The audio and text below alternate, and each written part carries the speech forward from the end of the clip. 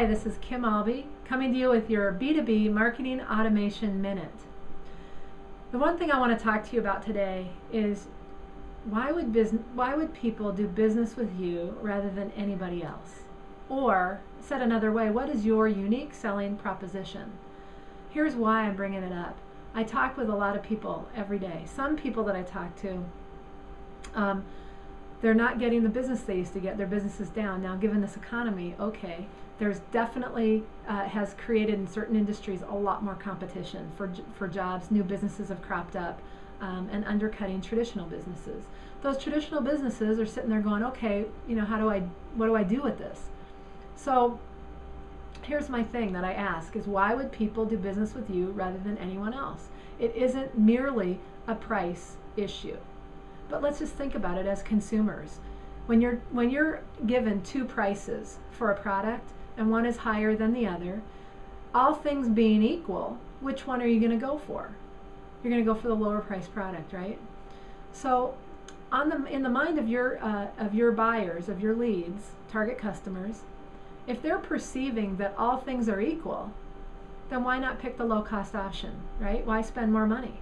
So there's got to be a differentiator in there. Now, if you're the low cost option, you can also differentiate yourself as well and make it tough on your higher price competitors, right?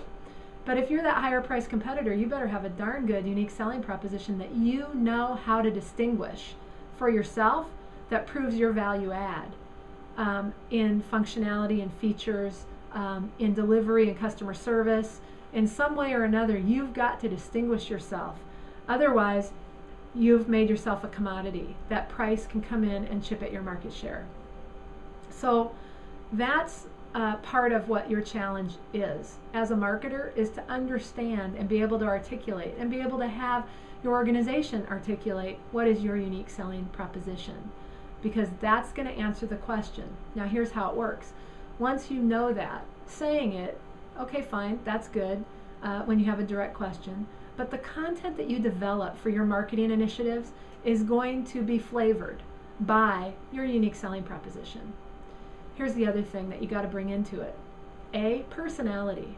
Too many companies have no personality. Why is it that you can go out on the web and you can look in a particular market industry at all the competitors and they all essentially look alike? There's no differentiation. Their websites are similar. How they talk is similar. There isn't really anything to give you something to grab onto. So you want to think about, how can you bring in a personality?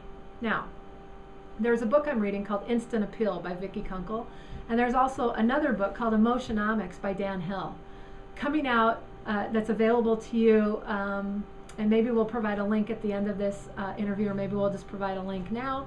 You can go out and see my interview with Dan Hill, who's the author of Emotionomics. And basically he talks about facial coding, and he talks about emotions and the different kinds of emotions, and how there's 7 basic emotions and how they blend into additional emotions. But how appealing to emotions and capturing emotions, invoking emotions is critical to getting buy-in, to motivate to action, those sorts of things. So you want to think about how are you doing that? And personality has a lot to do with that.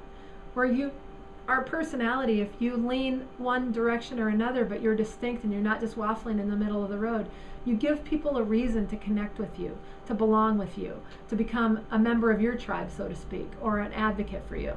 So that's what you want to think about. So you want personality. You don't want to be a bland corporate buttoned up image. What you want is personality. You want to be something that people can distinguish and differentiate. So when you think about your unique selling proposition, that's one of the things that you want to consider.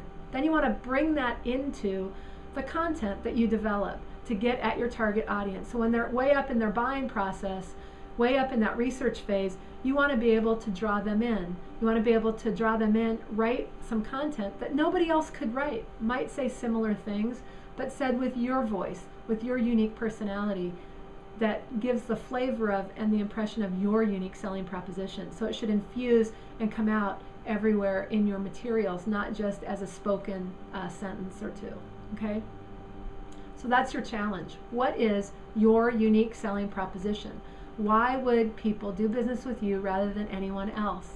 What are the characteristics? Where are you better? Where are you worse? If somebody went with your competitor, what would they lose out on? I mean, look at all those factors and then start to develop who you are distinctly.